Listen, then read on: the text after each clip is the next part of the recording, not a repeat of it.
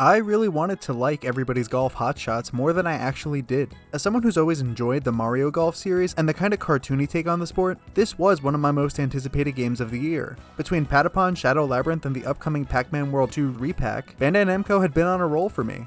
So now that I've spent a couple hours with the game, I wanted to talk a little bit about what the experience has been like so far on the Nintendo Switch version, since it seems a lot of the reviews that came out are based on the PS5 version. And I'll also be showing off some of my gameplay too. And admittedly, this is my first time playing a game in the Everybody's Golf series. I've played other golf adjacent games, mainly Mario Golf, but I really wanted to see if this would be the definitive way to play golf on Nintendo Switch. And I think, well, it's kind of a tough one. So I'll just start from the beginning of what my playtime experience was like.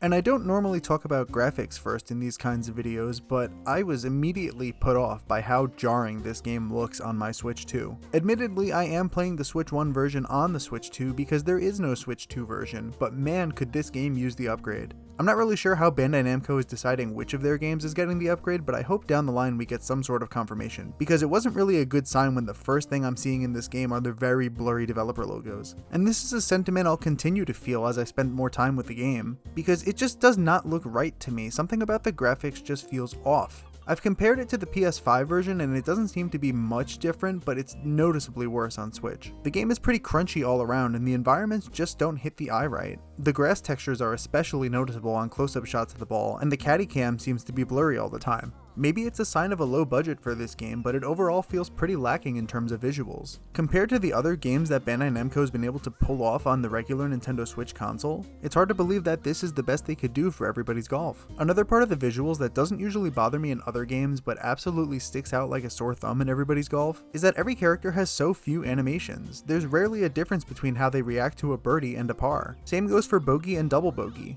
It gets old really quickly to the point where I'd rather just mash to move on and continue the gameplay. The animations were fun to watch at first, but at a certain point you know exactly how they're going to react. I guess it encourages playing as one of the many different characters the game has to offer, but I'll get to in a minute why that's not really going to happen. There's also a toggle for dynamic resolution, and I really couldn't tell a difference when this was toggled on or off, but I did leave it off just in case it affected the frame rate in any way. And just before I move on from the visuals, I do want to point out too that the characters have idle animations while they're waiting to swing, and while it's cool to watch, these animations immediately cancel out once you actually hit the ball, and it's so jarring and noticeable to see them move from one frame to the next. That's more of a nitpick, but if it were up to me, maybe they wouldn't be doing the animation once you start the swing. But yeah, I just really don't like the overall visual style of this game. The menus and settings and stuff are pretty clear, and all of the modes and options are exactly where you think they'd be. They don't do anything crazy, but they match the overall vibe of the game.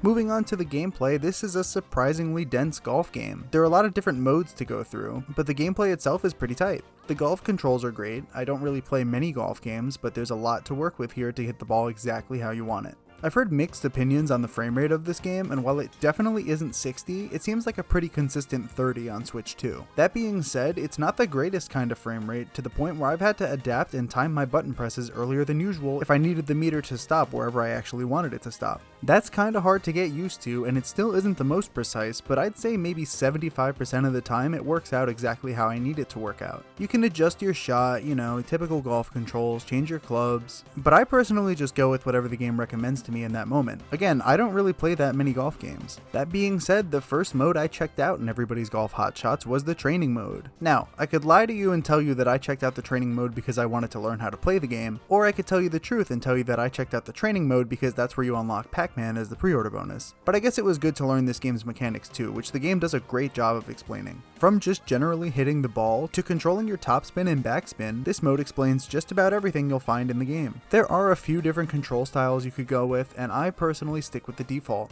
The simple 3 button presses to hit the ball after adjusting your swing comes the most naturally to me. They also teach you about the weather and how wind can affect the way your ball moves, and an optional stamina mechanic you can play with that just hides the UI from time to time, almost as if you're tired. This means you can't really tell how you're going to swing, but I'm so glad this is off by default because it makes the game really annoying to play. The tutorial mode is great, but once I acquired Pac-Man, I was just ready to go play through the challenges. And there's a couple of modes to play through in the game so far. I'm going to start with online because there's not much to do here until the end of the month. There's a tournament mode that isn't open until September 30th, so we really can't do much with this right now. But in terms of other online functionality, you can upload scores or play with friends. Now, I don't have any friends who own this game, and there doesn't seem to be a way to publicly match up unless you join somebody's group, and right now I only ever saw one person playing online. Not really a good sign when the game just came out and it doesn't seem like anybody's really playing. Challenge mode is where I've spent the most time so far. This is where you play through different rounds to earn prize money and rewards. You can spend the money in the shop on cosmetics or various food items that boost your stats. The challenges in challenge mode have you go up against different CPUs as you work your way to rank up to tougher levels. I found this to be the most fast-paced option, and again, it's where I spent most of my time in the game. There's also World Tour, which acts as a sort of story mode for the game, and I can't lie to you, I don't care about the story, I just don't. Every character has their own story mode, but I would often just skip the dialogue and go right to the gameplay, which luckily the game gives you the option to do. Maybe it's because I'm not attached to this series, but none of these characters are particularly interesting to me. They didn't even give the guest character Pac-Man a story mode. It's kinda like challenge mode where you're gonna go up against other players, and it really just reminded me of maybe a less interesting version of the story modes found in Street Fighter 6 or even Puyo Puyo Tetris. There's also stroke play and match play and solo round, which are pretty much your regular golf modes, but the last one I really checked out was called Wacky Golf. In Wacky Golf you have 4 different modes, which is colorful, scramble, survival golf, and boom golf, and it provides a more cartoonish edge compared to the rest of the game. I do like my cartoony elements in the sports games, which is also why I lean more toward playing games like Mario Sports compared to 2K or EA's games. And while I don't think I prefer Wacky Golf to challenge mode, it was just okay. There's a couple modes here that kinda shake things up, but it kinda got old a little quick. Like there's one mode where you can earn tickets to create hazards or debuff your opponents, and another mode where you steal their clubs. Boom Golf sounded like it would be the most fun, where the ball randomly explodes at times, but it's honestly not as wacky as I was hoping. I found that my ball rarely exploded, and my opponents would explode almost every single stroke, moving them closer to the hole. So compared to all of the modes, I tend to prefer challenge mode the most. It gives me that classic golf experience I was hoping for when I bought the game, but doesn't really do anything to improve upon that. It's just reliable golf. One of the last things I want to talk about before I wrap it up are the unlockables.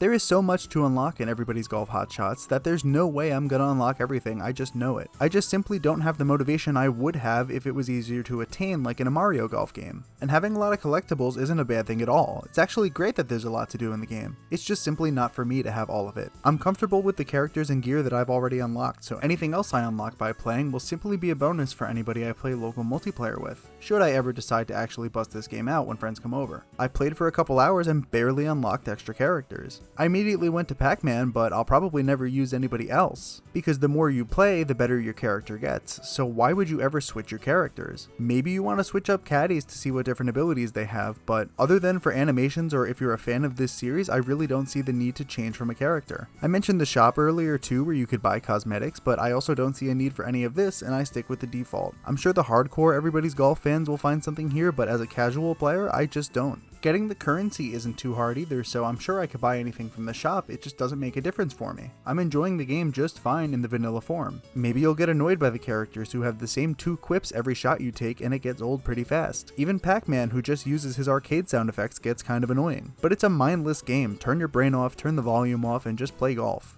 I'm kind of mixed on it, but Everybody's Golf Hotshots is fine. Every shot on Nintendo Switch feels like it's pretty rough, so the game is probably better on PS5. There's lots to do here that I think fans of the series will enjoy, but for me it's just another golf game. And unfortunately, I think I get a lot more out of Mario Golf Super Rush on the same console. It's great to see the Everybody's Golf franchise return and be represented on other consoles thanks to Bandai Namco, but logistically I'm just not sure how often I'll be playing this in the future. I do hope we see some sort of performance improvements and patches, polish this game up a bit more and I'll come back.